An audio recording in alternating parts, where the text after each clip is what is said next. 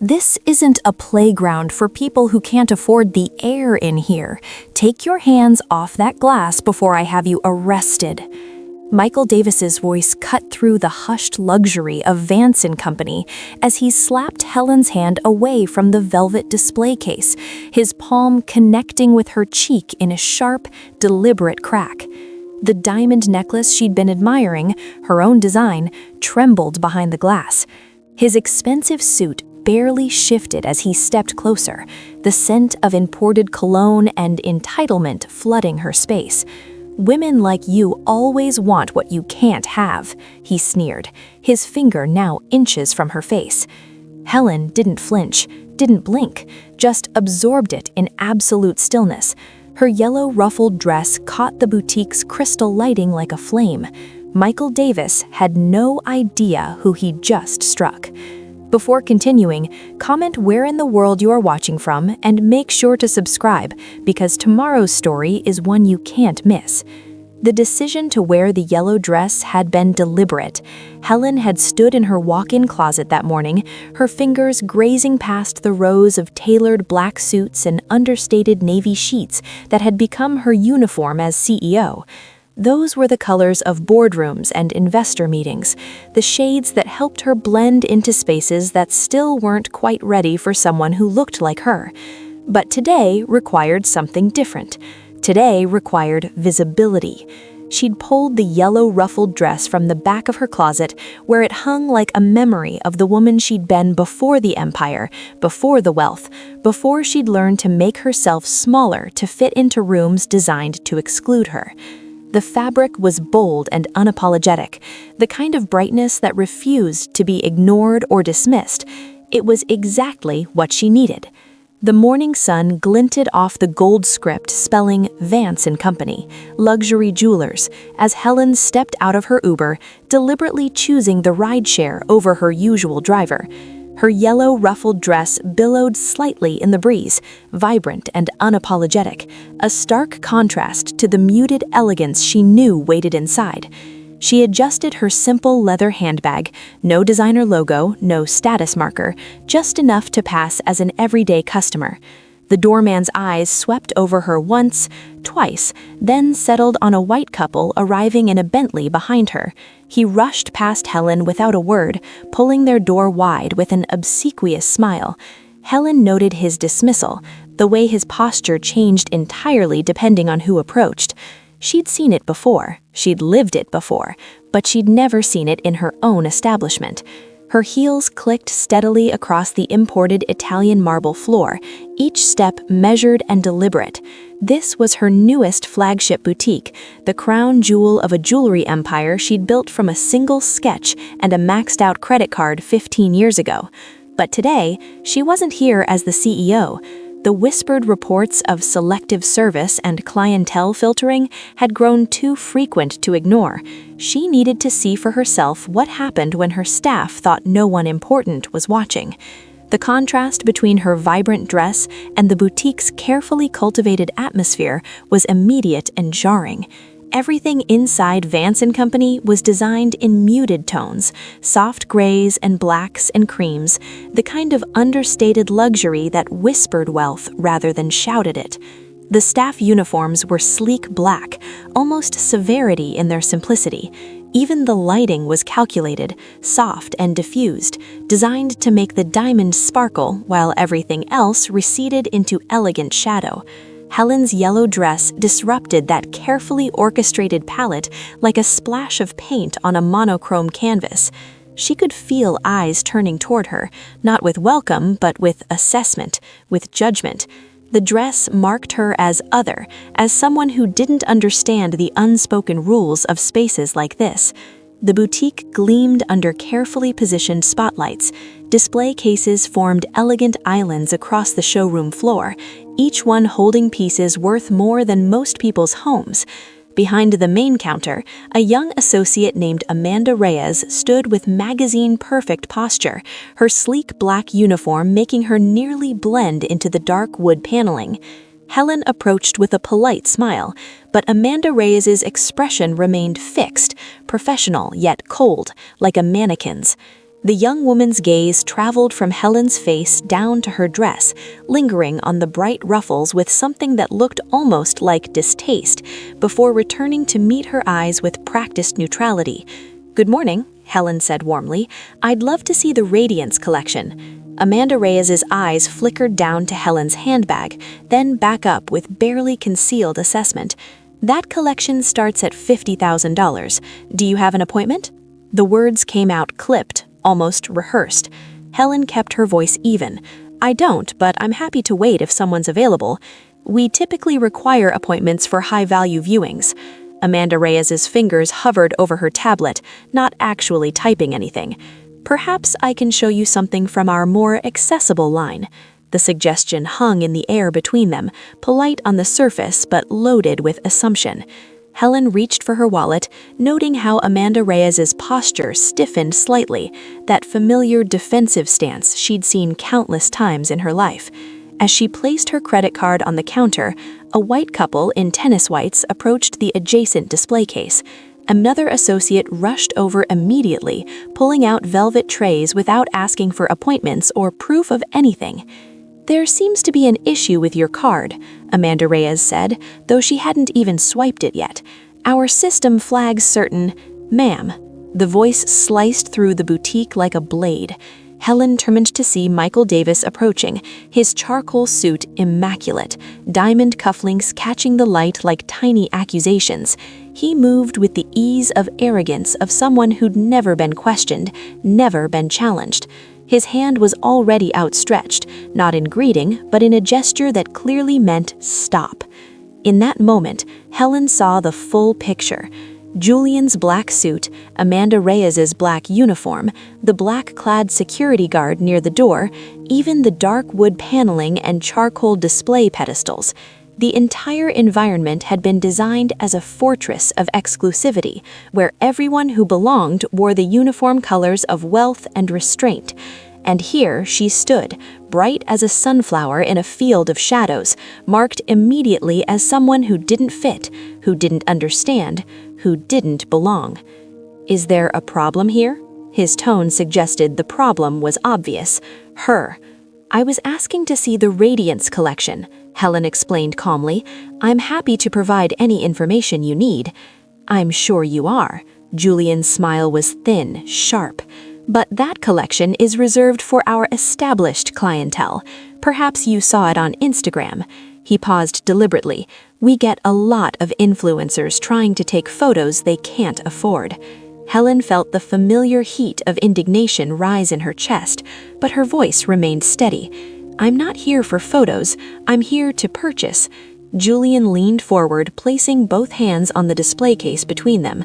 "Ma'am, I've been in luxury retail for 12 years. I can spot a window shopper from across the room." His tone dripped with condescension. "Now, if you'd like to browse something more in your realistic price range—" "I'd like to speak with the general manager," Helen interrupted, squaring her shoulders. Julian's smirk spread slowly across his face as he straightened his already perfect tie.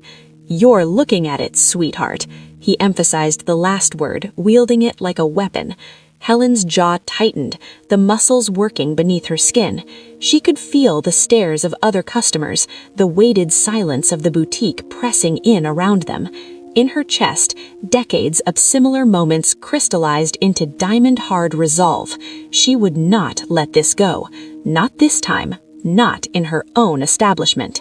The air crackled with tension as they faced each other across the polished counter. Julian's smirk never wavered, secure in his perceived authority. Amanda Reyes's fingers had stilled completely on her tablet, her discomfort palpable around them. The boutique hummed with the usual mid-morning activity, quiet conversations, the soft clink of jewelry being examined, the whisper of tissue paper wrapping purchases. But at this counter, time seemed suspended in amber.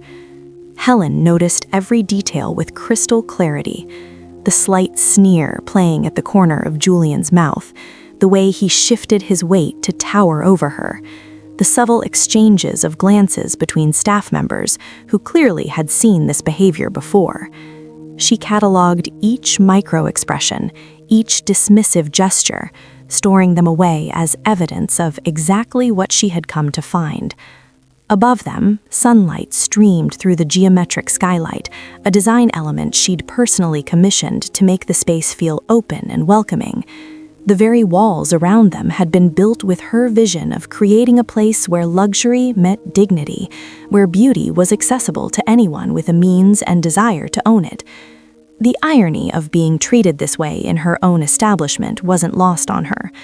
Helen's hand rested on the glass case, hovering near the radiance necklace inside, the centerpiece she'd designed after her mother told her she'd never be fancy enough for fine jewelry. She could see her own reflection in the glass, distorted slightly, the yellow dress bright against the muted background, the same name engraved on every piece in this boutique, the same vision that had built this empire from nothing. The gentle tap of her fingernail against the glass was the only sound as she gathered herself for what would come next. She had built her empire by maintaining control in moments exactly like this one. The rage that simmered beneath her skin was a familiar companion, but it would not rule her actions. Not yet. Helen's hand moved from the glass case to her handbag with deliberate slowness. Her fingers found her phone, the weight of it familiar and reassuring. Julian watched her with barely concealed irritation, his arms crossed over his chest as if daring her to make her next move. "I'm going to need to make a call," Helen said, her voice perfectly level. Julian's laugh was sharp and dismissive. "Ma'am, I don't care who you think you know. This isn't the kind of establishment where complaints to corporate will get you anywhere. We have standards here, and if you can't meet them, then perhaps you should shop somewhere more suited to your budget." Helen's thumb was already scrolling through her contacts. She found the name she needed and pressed dial, her eyes never leaving Julian's face. The phone rang once, twice, then a deep voice answered. "Mrs. Vance, is everything all right?" Helen kept her voice calm, almost conversational. "Jake, I need you at the flagship location immediately. Bring the security protocols we discussed for code violations." There was a pause on the other end, then Jake's voice returned, sharper now, all business. "Code violations. Understood. I'm 8 minutes out. Do you need me to contact?" "Yes, all of them. I want this building cleared in 5 minutes." Julian's smirk had begun to falter, his eyes narrowed as he tried to piece together what he was hearing. Amanda Reyes had gone very still behind her tablet, her face draining of color. "Cleared?" Julian's voice held the first hint of uncertainty. "Listen, lady, I don't know what kind of game you think you're playing, but—" Helen ended the call and looked at Julian directly. "My name is Sarah Johnson. This is my company, and you just physically assaulted me in my own store." The words hung in the air like a guillotine blade. For a moment, no one moved. Then Julian's face began to change, the smirk sliding away as recognition crashed over him like a wave. His mouth opened, closed, opened again. His skin went from flush to pale in seconds. "Mrs. Vance, His hands came up in a gesture that might have been placating or defensive. "I didn't. You weren't scheduled to visit. Nobody told me." "Nobody needed to tell you." Helen's voice cut through his stammering. "Every customer who walks through that door deserves respect.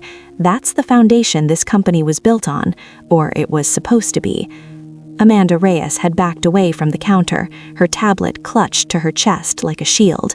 The other associates had frozen in place, their conversations dying mid-sentence. The white couple in tennis whites stood awkwardly by their display case, sensing the shift in atmosphere even if they didn't fully understand it. Julian was talking faster now, words tumbling over each other. "Mrs. Vance, please, there's been a misunderstanding.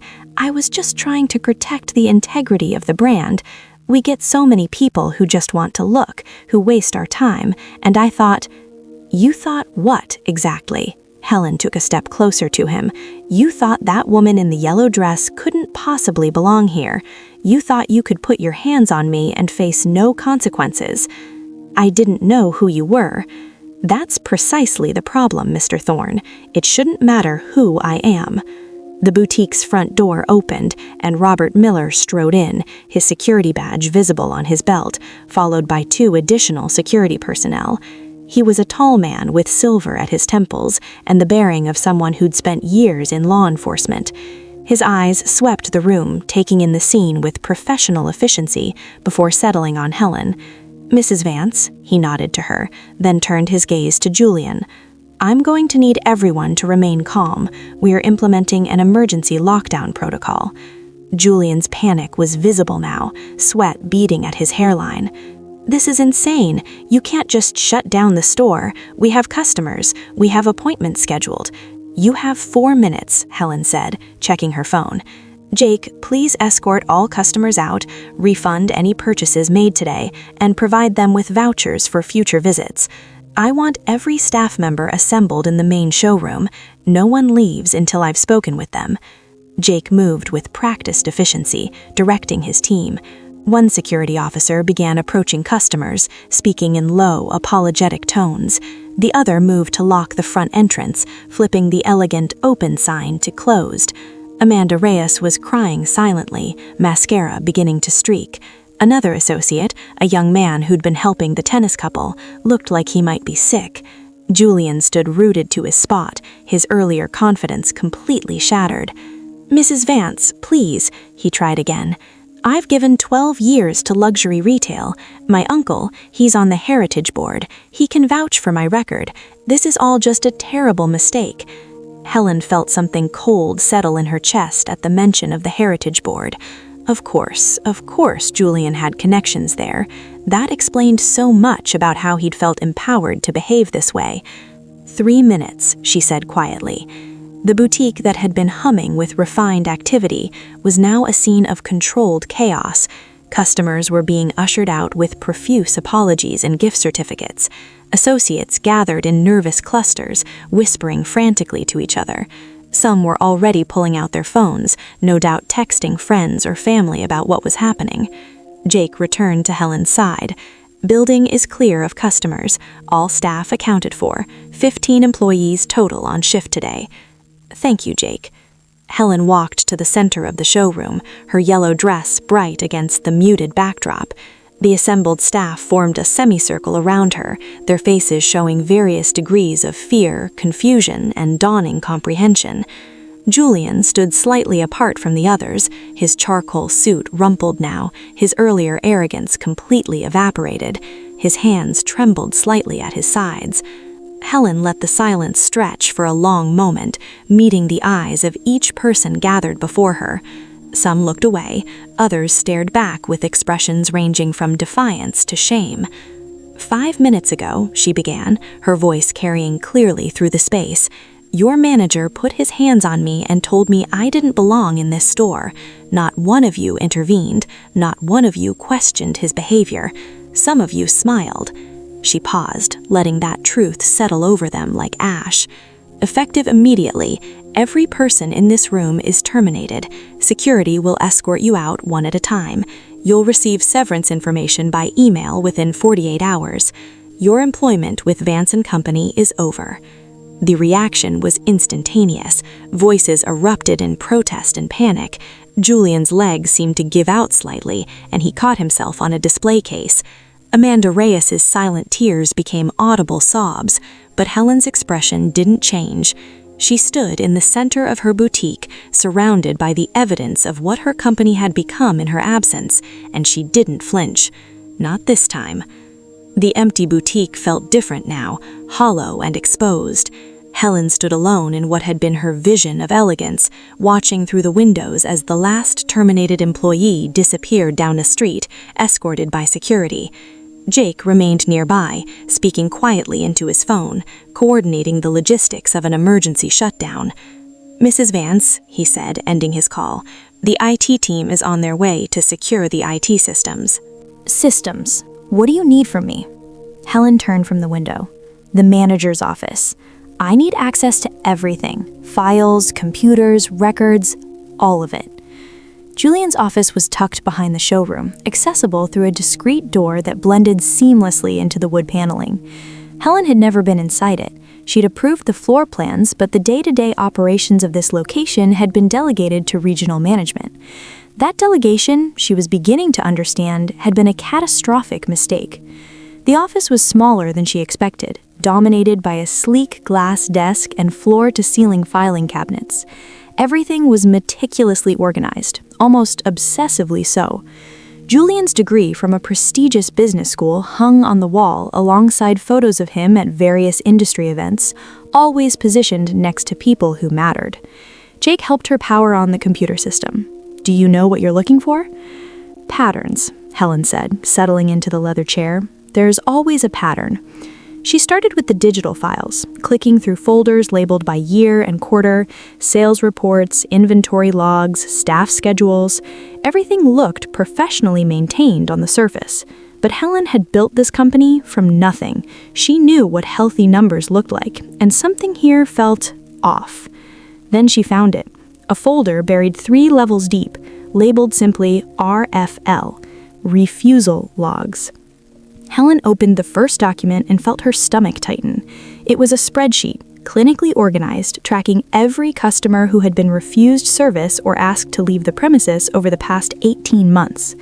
The columns were brutal in their efficiency. Date, name, requested item, reason for refusal, staff member. She scrolled down and the pattern emerged with sickening clarity. "Jake," she said quietly, "look at this." He leaned over her shoulder, his jaw tightening as he read. Entry after entry documented refused service to customers with distinctly non-white names. The reasons given were varied but transparently false. Inappropriate attire, suspicious behavior, inability to provide adequate identification, failure to meet appointment requirements that apparently didn't apply to everyone.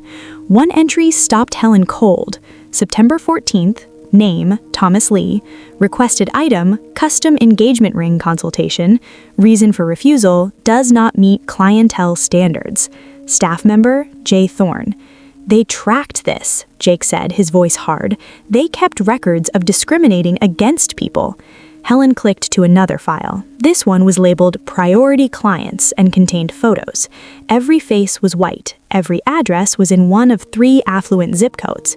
There were notes beside each name detailing their purchasing history, their preferences, even their social connections. A third file made her hands shake. Student Watch List. It contained names of young people who had inquired about jewelry, primarily engagement rings and graduation gifts. The notation beside most entries was the same: time wasters, future purchases only, current income insufficient. Helen recognized one name immediately: Olivia Thompson. The note beside it read, "Persistent inquirer, claims to be saving for engagement ring, unlikely to close sale, recommend discouragement." "He was gatekeeping," Helen said, her voice barely above a whisper. Julian was deciding who deserved to even look at jewelry based on their appearance and background. Jake pointed to a timestamp at the bottom of one document. These logs were backed up to a server. Someone higher up had access to this. Helen's mind raced. Regional management should have caught this. Corporate oversight should have flagged it. Unless they already knew. Unless this wasn't just Julian's personal crusade, but something systemic, something tolerated or even encouraged by people who thought they were protecting the brand's exclusivity. She opened her email and began composing a message to her legal team, attaching every file she'd found. As she typed, another folder caught her eye: Board Communications. Against her better judgment, she opened it. The emails inside were carefully worded, but their meaning was clear. Julian had been sending monthly reports to someone named Sterling Thorne, the same William Harris who sat on the Heritage Board, his uncle. His reports praised Julian's rigorous standards and protection of brand integrity.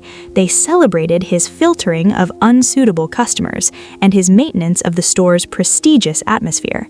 One email from Sterling back to Julian made Helen's blood run cold. "Continue the excellent work. We can't let Vance & Company become just another accessible brand. Your discretion in maintaining our clientele standards is exactly what the founders envisioned." Helen sat back, the pieces falling into place. This wasn't just one manager's prejudice. This was sanctioned, encouraged, protected by board members who saw her inclusive vision as a threat to their idea of luxury. Jake was reading over her shoulder again. Mrs. Vance, this is bigger than we thought. I know. Helen closed the laptop and stood, her yellow dress catching the afternoon light streaming through the office window. And it's about to get a lot bigger. I need you to make copies of everything. Send them to legal, to HR, and to my personal attorney. Then I need you to help me find someone. Who? Helen pulled out her phone, scrolling back through the refusal logs until she found the entry she was looking for. Olivia Thompson. According to this, she came in 4 times trying to buy an engagement ring.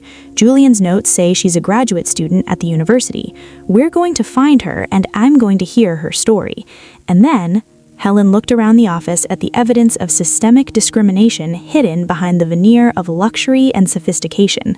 And then, we're going to make sure everyone knows exactly what's been happening in my name. The emergency board meeting was called for 8 a.m. the next morning. Helen arrived at the corporate headquarters downtown to find the parking garage already full. News vans clustered near the entrance. Word had spread faster than she had anticipated. Her phone had been ringing non-stop since midnight. Messages from board members, investors, and journalists all demanding answers about the flagship closure. Jake walked beside her, carrying a leather portfolio containing printed copies of everything they'd found. Security confirmed, the boardroom is ready, your legal team is already in. Helen nodded, her navy suit today, a deliberate choice, professional armor. The yellow dress had served its purpose, but today required a different kind of presence. The elevator ride to the executive floor felt longer than usual. When the doors opened, she was met by her assistant, Jennifer, whose normally calm expression showed cracks of concern. Mrs. Vance, they're all here and they're not happy.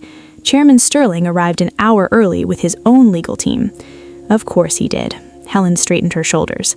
Let's not keep them waiting. The boardroom was exactly as tense as she had expected. 12 faces turned toward her as she entered, their expressions ranging from concerned to openly hostile. At the head of the table sat Sterling Thorne, Julian's uncle, his silver hair perfectly styled, his expression carved from ice. Helen. His use of her first name without title was deliberate. Thank you for finally joining us. We have a great deal to discuss. Helen took her seat at the opposite end of the table, Jake and her legal team flanking her. I'm sure we do. Sterling opened a laptop, turning it so the screen faced the room. Before we begin, I think everyone should see this. He pressed play. The video that filled the screen was security footage from the boutique, but it had been edited. It started with Helen's hand slamming on the display case, her face contorted in what looked like rage. The audio had been amplified to make her voice sound shrill, aggressive. Julian appeared only briefly, looking defensive and frightened. The slap was completely absent. Instead, the video cut to Helen firing the entire staff, her words clipped and assembled to sound capricious and cruel. This footage, Sterling said as the video ended, has been circulating on social media since 6 this morning. It's been viewed over 2 million times. The narrative, as you can see, is quite damaging. An unstable CEO having a public meltdown and destroying the careers of 15 innocent employees. Helen kept her expression neutral, though her pulse hammered in her ears. That video has been manipulated. So you claim. Sterling leaned back in his chair. But the damage is done. Our stock price dropped 8% before markets even opened. We have 3 major investors threatening to pull out. The flagship boutique, our crown jewel, is shuttered with no reopening date. And the face of all this chaos is you. Another board member, Linda Patel, spoke up. Helen, we need to understand what happened. Why did you terminate the entire staff without consultation? Why shut down the store? Helen opened her portfolio, sliding documents across the table. Because I discovered systematic discrimination that has been occurring under our name for at least 18 months. Michael Davis maintained detailed logs of customers he refused service to based on their race, their perceived economic status, and his personal prejudices. The documents made their way around the table. Some board members began reading immediately, others barely glanced at them. Sterling's voice cut through the rustling of papers. Julian was maintaining standards. Luxury retail requires discretion about clientele. That's not discrimination, that's business. He kept a watch list of students, Helen said, her voice hard. He refused service to a young woman 4 times because she didn't look wealthy enough, even though she had the money. He documented turning away minority customers and reported these actions to you, Sterling.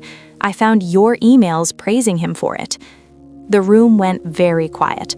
Patricia looked up sharply from the documents. "Sterling, is this true?" "I encouraged Julian to maintain the prestige of the brand," Sterling said smoothly. "Helen's vision of accessible luxury is admirable in theory, but in practice, it devalues what we've built. Vance & Company became successful because we catered to a specific clientele. Opening our doors to everyone dilutes the exclusivity that our core customers pay premium prices for." "Our core customers," Helen repeated slowly. "Meaning wealthy white people?" "Meaning people who can afford our products and appreciate their value," Sterling countered. "This isn't about race, Helen. It's about maintaining brand integrity." Helen stood, her hands flat on the table. "Julian physically assaulted me. He slapped me in front of customers because he didn't recognize me and assumed I didn't belong there. That's not brand integrity, that's racism. And it was enabled by board members like you who think discrimination is just good business." Sterling's facade cracked slightly, a flash of anger crossing his face. "You're being dramatic. Julian made a mistake, yes, but your response was disproportionate and damaging. Which brings us to why we're really here." He pulled out another document, sliding it across the table to Helen. "This is a formal request for your resignation, effective immediately. It's supported by a majority of the Heritage board members. We believe it's in the best interest of the company for you to step down while we conduct a full investigation into your conduct." Helen picked up the document, scanning it quickly. 6 signatures, just enough for a voting majority if they acted before the full board could convene. "You're trying to force me out of my own company." "We're trying to save it," Sterling said. "You're a liability now, Helen. That video has made you toxic. Your judgment is clearly compromised. The best thing you can do for Vance & Company is step aside gracefully and let us manage this crisis." Patricia was shaking her head. "Sterling, this is premature. We need to review all the evidence, not just react to a viral video." "The evidence," Sterling gestured to the documents on the table, "shows an overzealous manager who may have been too aggressive in his interpretation of company standards. That's a training issue, not grounds for destroying an entire location's operations. Meanwhile, Helen's actions have cost us millions in lost revenue and brand damage."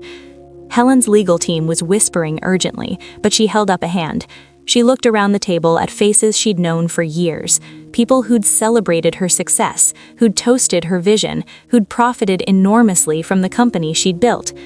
"I'm not resigning," she said quietly. "And that video you're all so concerned about? The real footage, unedited, shows Michael Davis committing assault. It shows staff members smirking while I was physically attacked.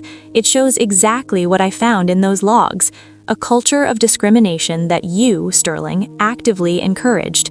She gathered her portfolio. "You want an investigation? Fine. Let's investigate everything. Every email you sent to Julian. Every board meeting where these clientele standards were discussed. Every decision made that prioritized exclusion over the values this company was supposed to represent." Sterling's face had gone red. "You're making a mistake, Helen. You can't win this fight. The Heritage Board controls enough shares to make your life very difficult." "Then, I guess," Helen said, heading toward the door, "we'll all find out just how difficult things can get." As she left the boardroom, she could hear Sterling's voice rising, demanding the vote proceed. But Helen didn't look back. She had work to do, and the first step was finding the people Julian had turned away, starting with Olivia Thompson. Bailey's apartment was in a neighborhood Helen rarely visited, where graduate students and young professionals lived in converted warehouses with exposed brick and temperamental heating. Helen stood outside the building in the late afternoon light, Jake beside her, both of them aware they were showing up unannounced to a stranger's home. "Are you sure about this?" Jake asked. Helen pressed the buzzer for apartment 3C.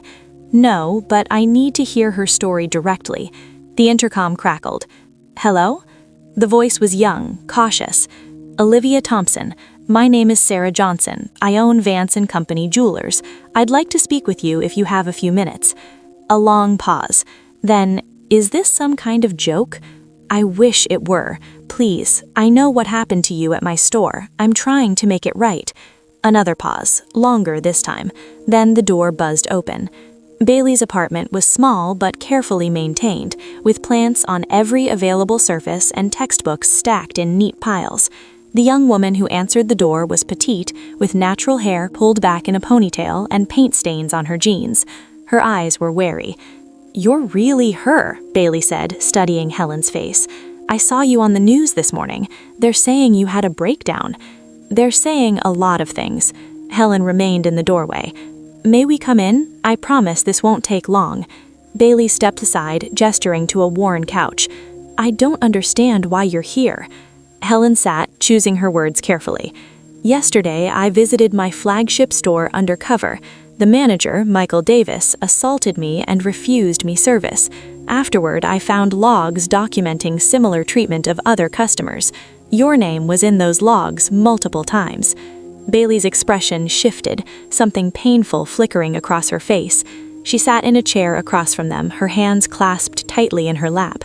4 times. I went there 4 times.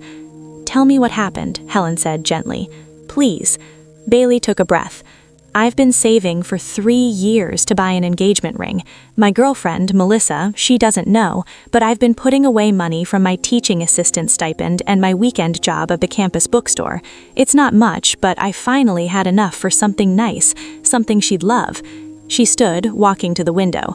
"The first time I went to Vance & Company, I was so excited. I'd seen your interview about making luxury accessible, about how jewelry should celebrate love regardless of who's buying it. I thought your store would be different." "What happened?" "The woman at the counter, Amanda Reyes, she looked at me like I'd tracked mud on her floor. When I said I wanted to look at engagement rings, she asked if I knew how much they cost, like I couldn't read the website, like I was stupid." Bailey's voice was steady, but Helen could hear the hurt beneath it.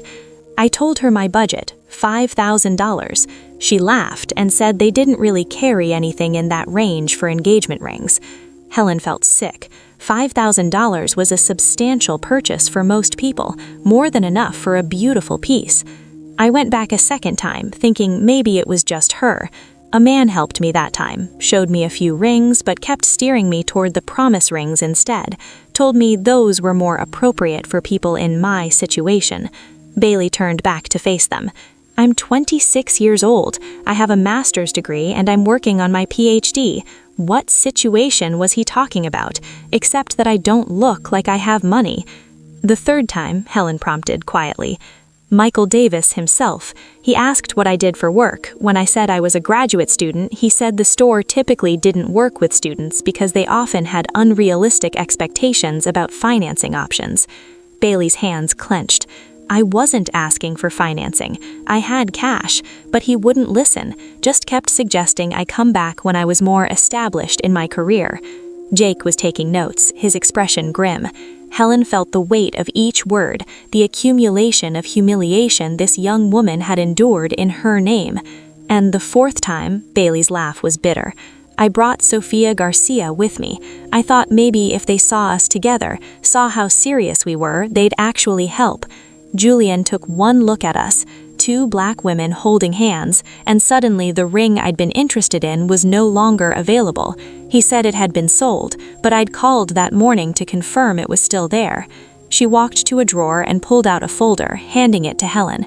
Inside were printed confirmations, photos of the ring she'd wanted, even a budget spreadsheet showing exactly how she'd saved.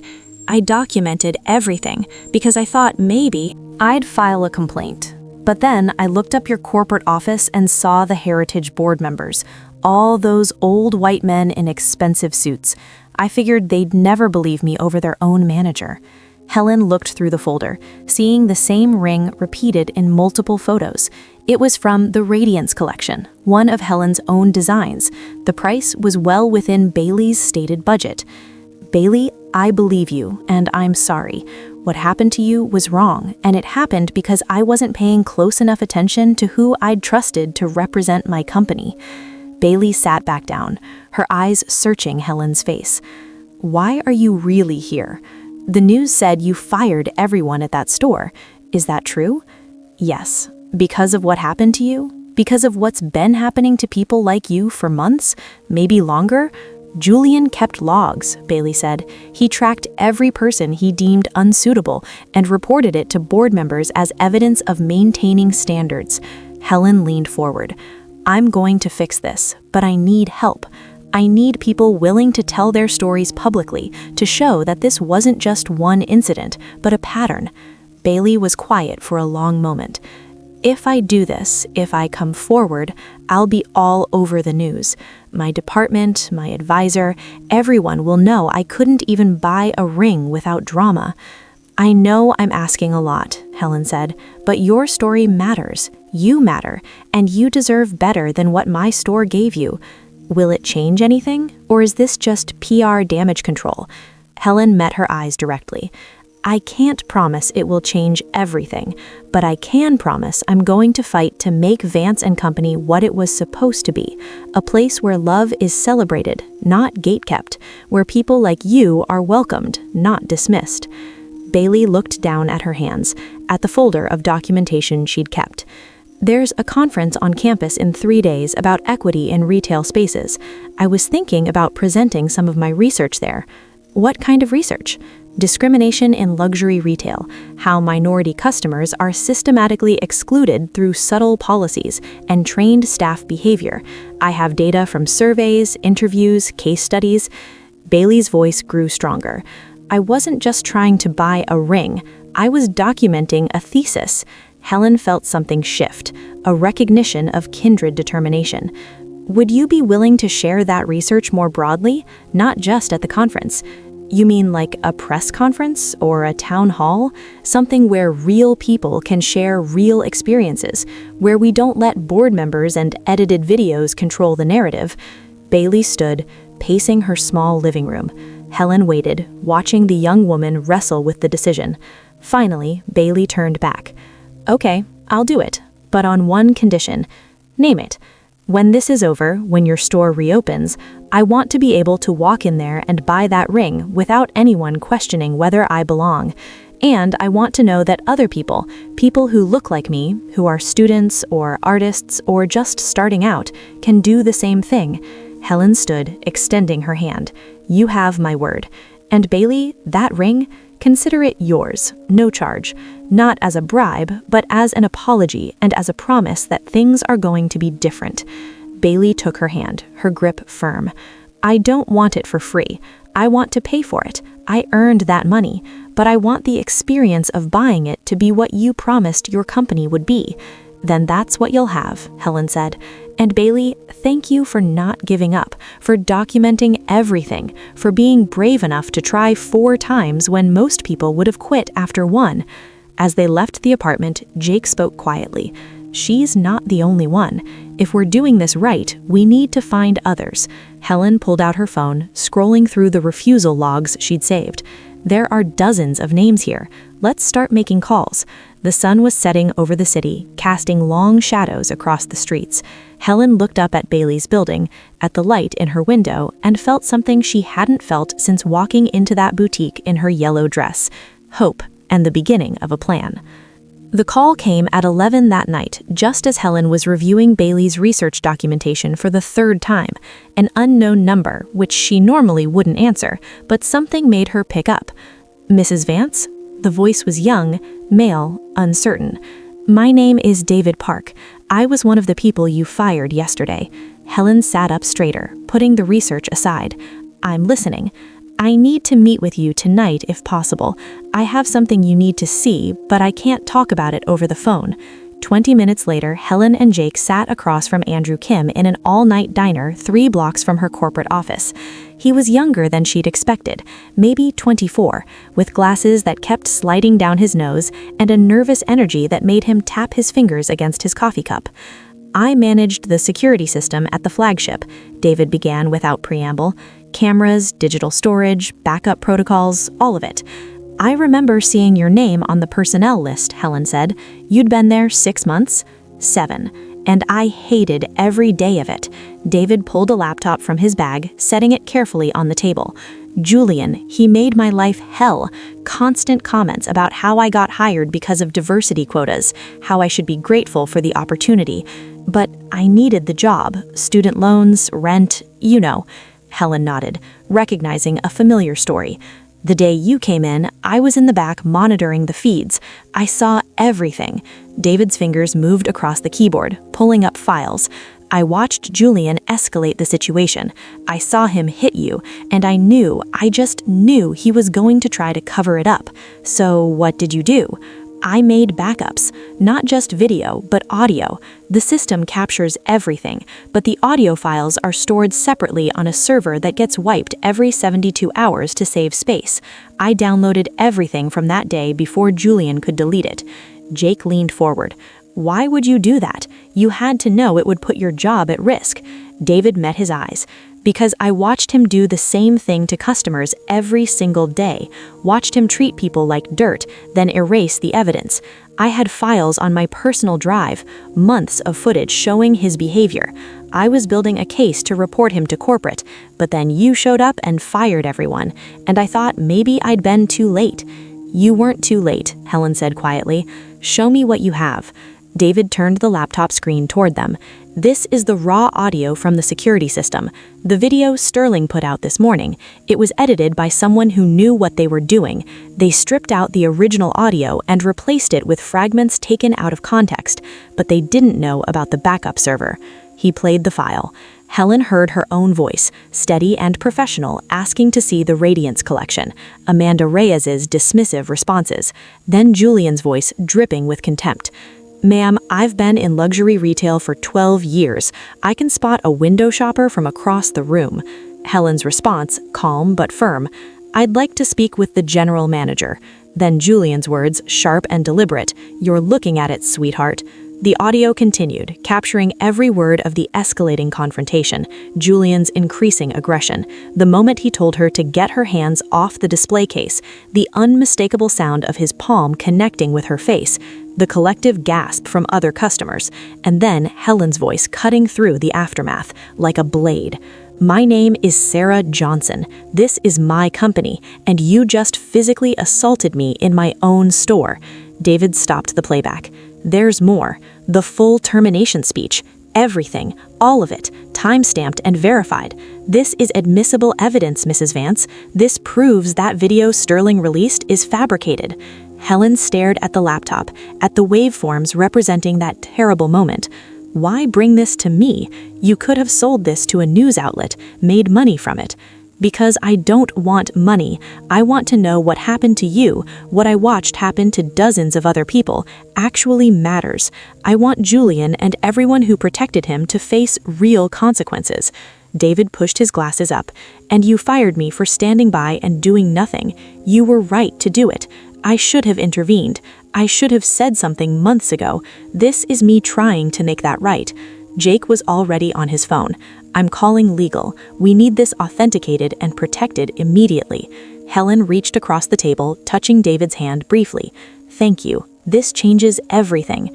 There's one more thing. David pulled up another file. I found fragments of deleted audio on Julian's office computer, conversations between him and Sterling. Sterling told Julian to maintain protocols even if you showed up unannounced. He specifically said not to make exceptions for anyone who didn't fit the profile.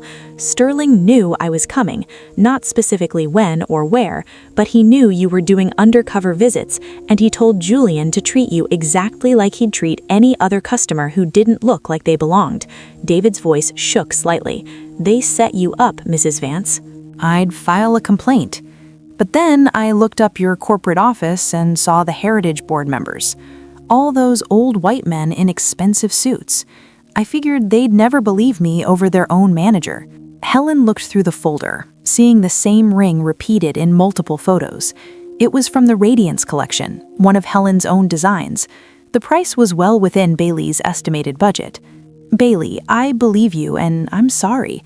What happened to you was wrong, and it happened because I wasn't paying close enough attention to who I'd trusted to represent my company. Bailey sat back down, her eyes searching Helen's face. Why are you really here? The news said you fired everyone at that store. Is that true? Yes. Because of what happened to you? Because of what's been happening to people like you for months? Maybe longer? Julian kept logs. Bailey, He tracked every person he deemed unsuitable and reported it to board members as evidence of maintaining standards. Helen leaned forward. I'm going to fix this, but I need help. I need people willing to tell their stories publicly to show that this wasn't just one incident but a pattern. Bailey was quiet for a long moment. If I do this, if I come forward, I'll be all over the news. My department, my advisor, everyone will know I couldn't even buy a ring without drama. I know I'm asking a lot, Helen said, but your story matters. You matter, and you deserve better than what my store gave you. Will it change anything, or is this just PR damage control? Helen met her eyes directly. I can't promise it will change everything, but I can promise I'm going to fight to make Vance & Company what it was supposed to be, a place where love is celebrated, not gatekept, where people like you are welcomed, not dismissed. Boley looked down at her hands, at the folder of documentation she'd kept. There's a conference on campus in 3 days about equity in retail spaces. I was thinking about presenting some of my research there. What kind of research?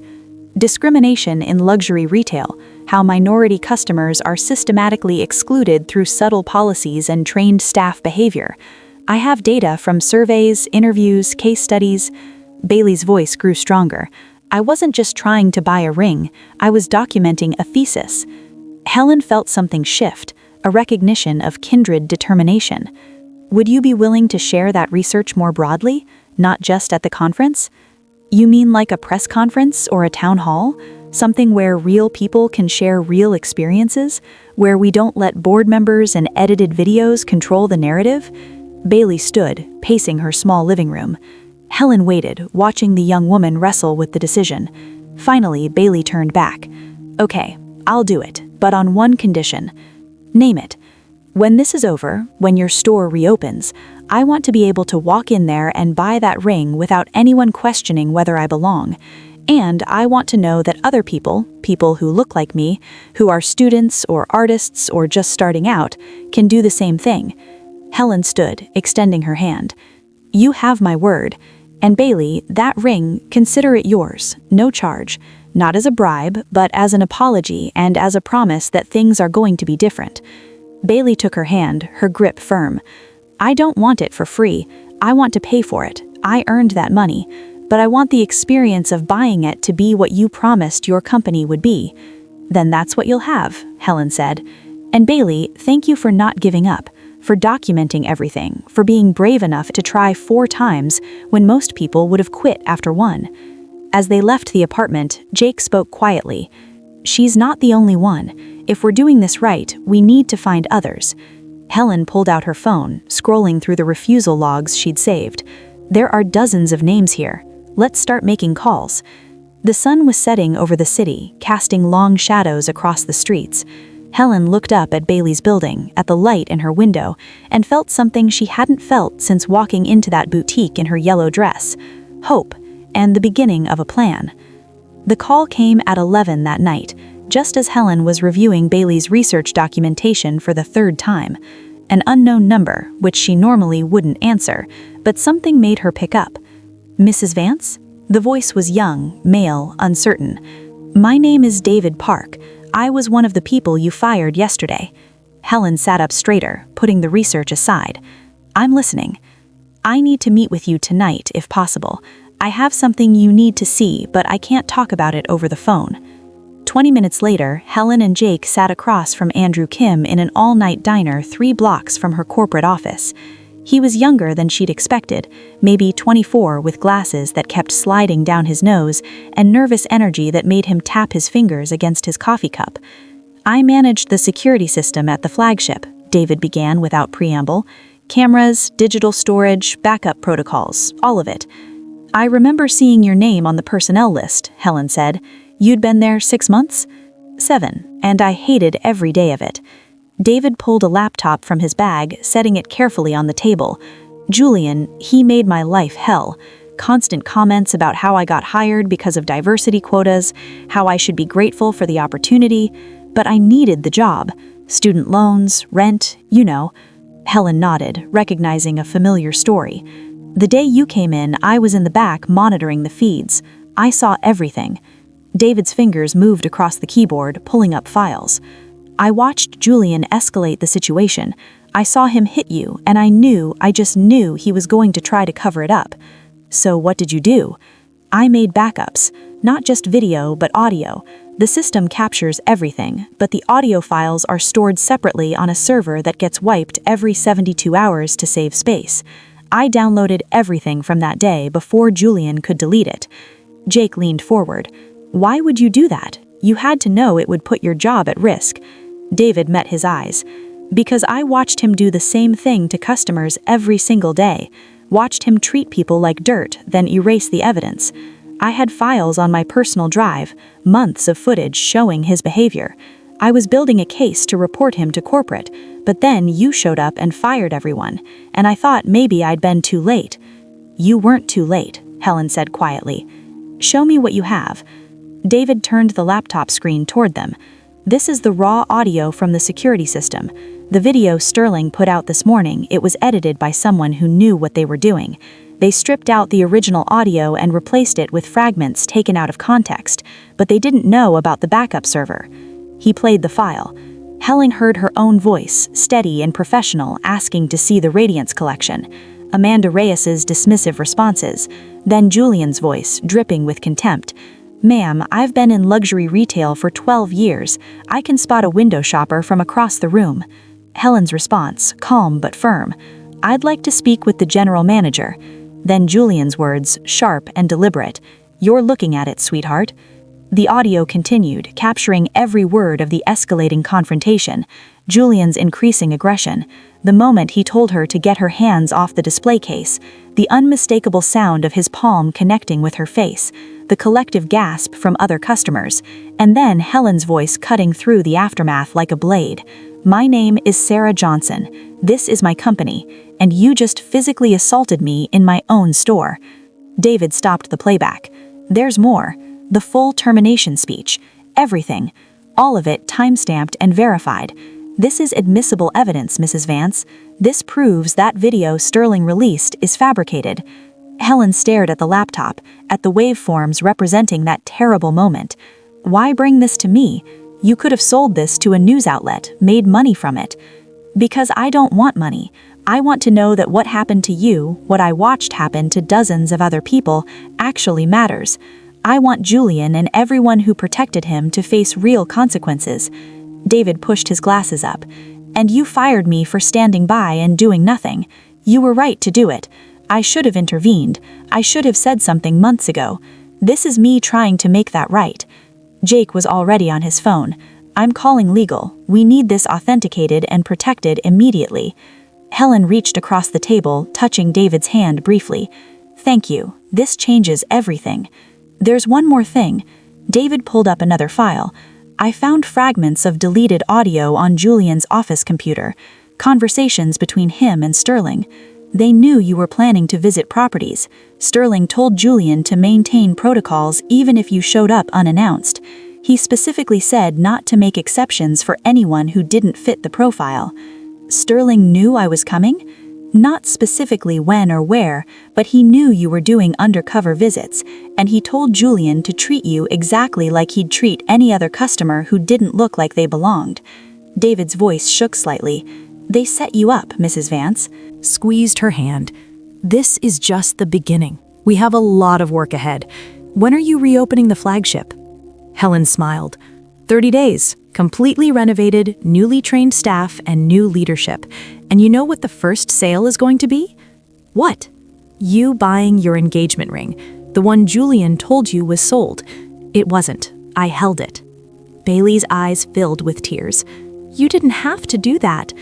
Yes, Helen said firmly, I did, because you're exactly the kind of customer this company should be proud to serve. As Bailey left, Jake approached with David in tow. The media is going insane. Every major outlet wants an interview. The real video has been viewed 15 million times. Sterling's lawyers are already issuing statements. Let them, Helen said. We told the truth. That's all we needed to do. David adjusted his glasses nervously. Mrs. Vance, I've been contacted by security techs from 3 other locations. They all have similar stories. This wasn't just the flagship. Helen's victory felt suddenly heavy. How bad is it?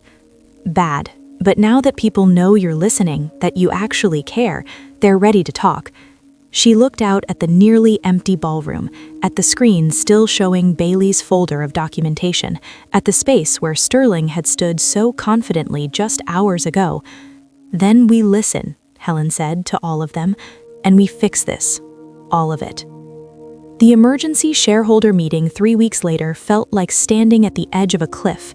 Helen sat at the plaintiff's table in the hotel conference room they'd rented for the occasion, surrounded by her legal team and stacks of evidence that had grown exponentially since Bailey's testimony.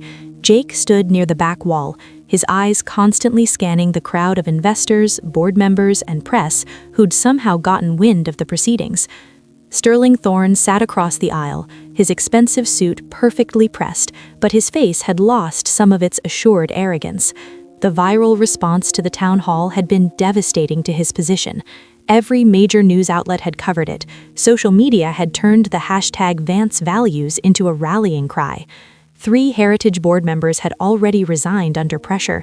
The mediator called the room to order.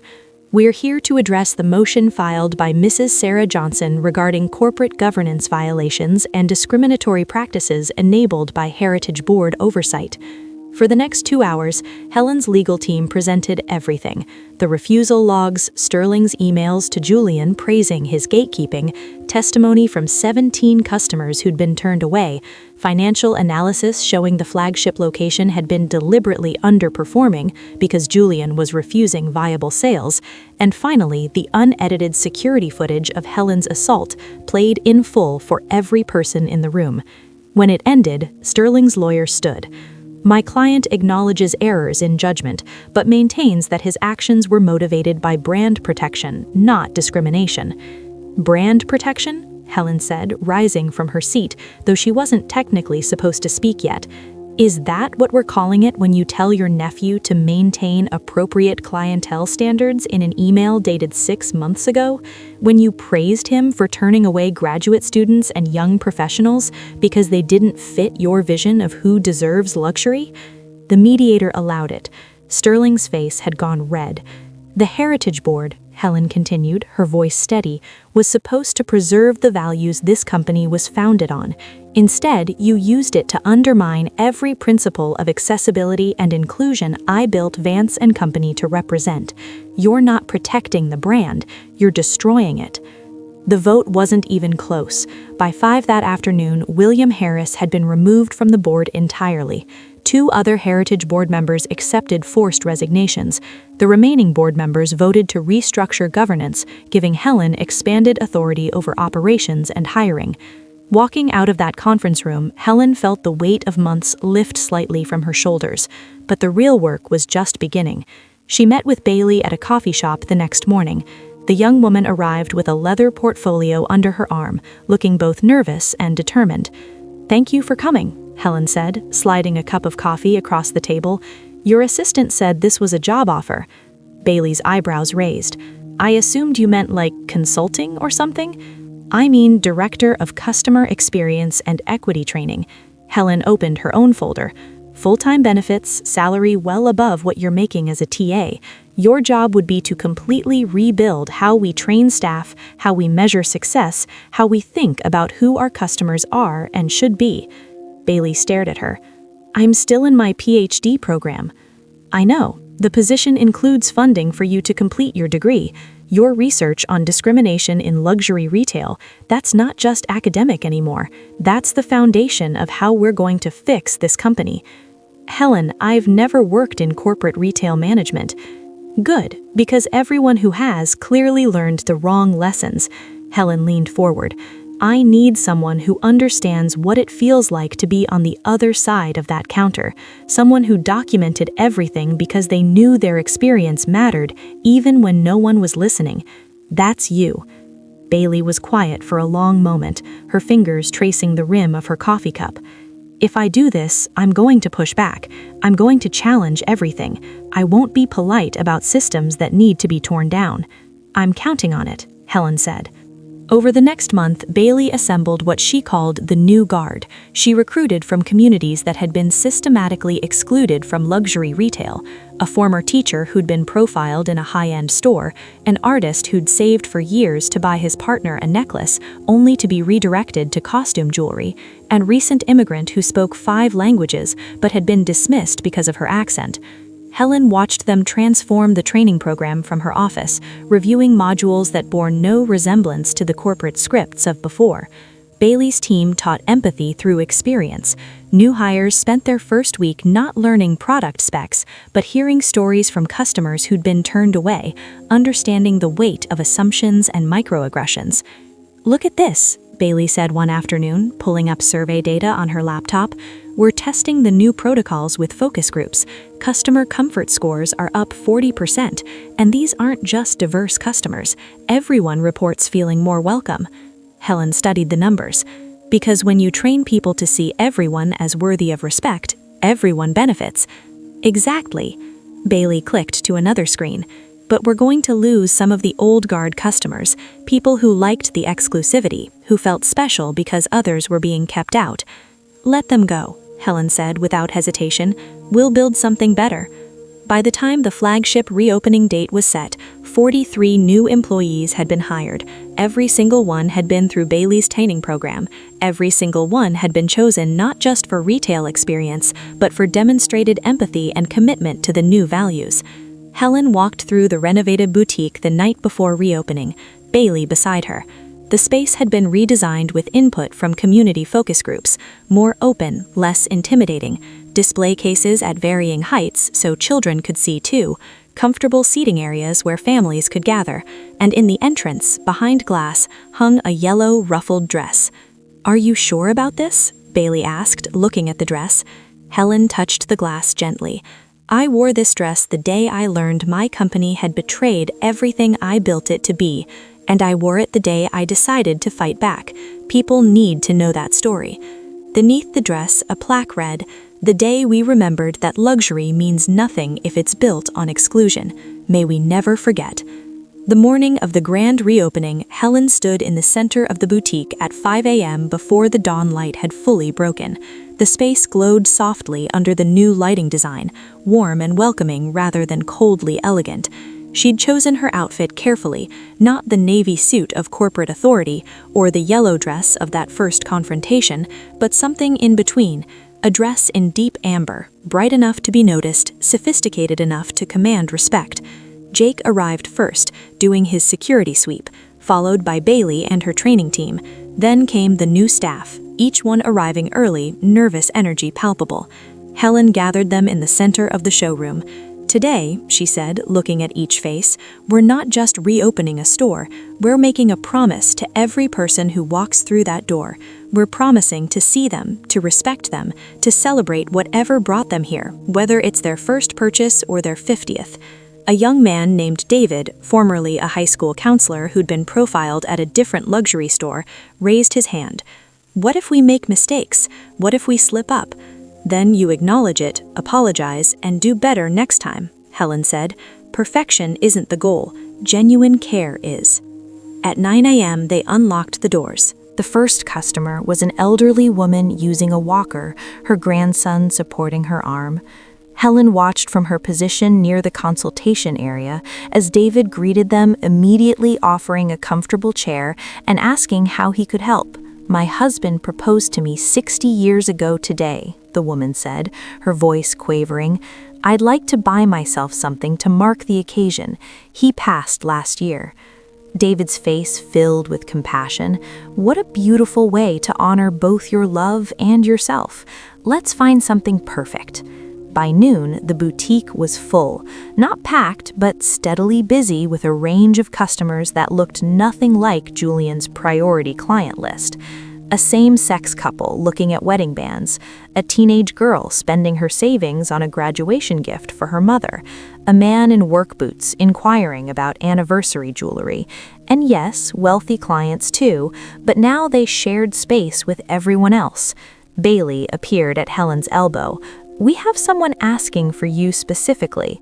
Helen turned to see Bailey Mitchell, her girlfriend Sophia Garcia beside her. both women dressed in their best clothes and holding hands. "We came for the ring," Bailey said, her smile nervous but genuine. "The one from the Radiance collection, if it's still available." Helen felt her throat tighten with emotion. "It's available. It's been waiting for you." She walked them to the display case herself, the same case where Julian had struck her months ago. The necklace she'd been admiring that day sparkled beside the ring Bailey had wanted. Helen carefully removed the ring, placing it on a velvet tray. "It's perfect," Sofia Garcia whispered, seeing it for the first time.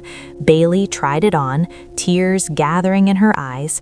"It fits. Of course it fits," Helen said softly.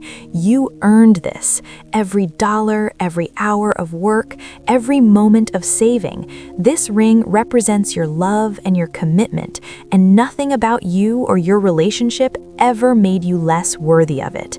As Bailey completed the purchase, paying with a check she'd clearly been holding on to for this exact moment, Helen noticed cameras outside, press that she'd invited deliberately. Let them photograph this. Let them see what Vance and Company had become. The afternoon brought more customers, more stories. A woman buying her first piece of fine jewelry after years of thinking she couldn't afford it. A father and son shopping together for the son's first major purchase. An older gentleman who simply wanted to browse and was offered tea and comfortable conversation rather than suspicion. At 4 p.m., Helen stepped outside for air. The street where she'd arrived in her yellow dress months ago looked the same, but felt entirely different.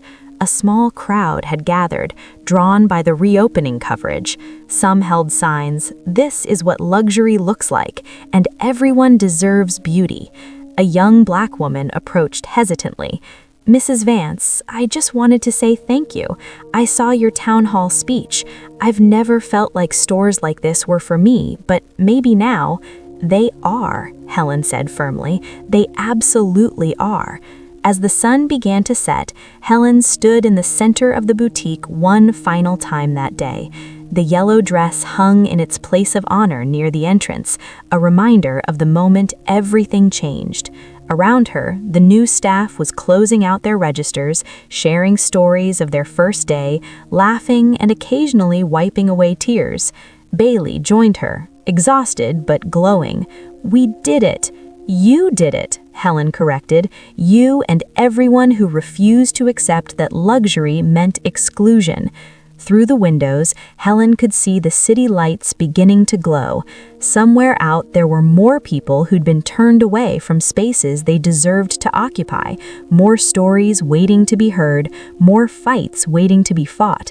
But today, in this boutique that bore her name and now finally reflected her values, Sarah Johnson stood surrounded by proof that change was possible, that speaking up mattered, that making a scene when the scene demanded to be made was not a weakness but a form of love.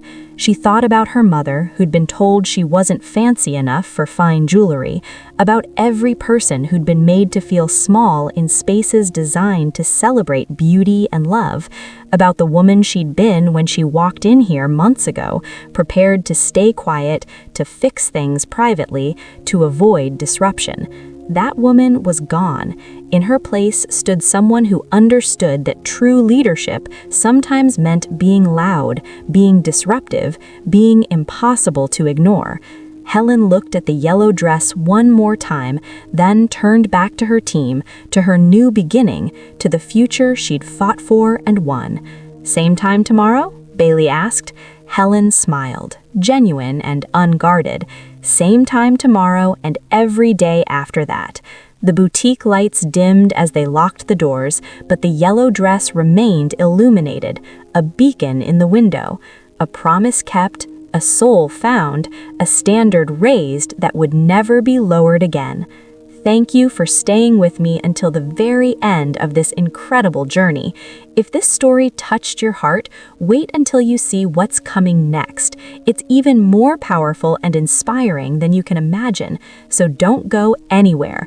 Click on that video showing on your screen right now to dive into another amazing story that will absolutely blow your mind. Trust me, you won't regret.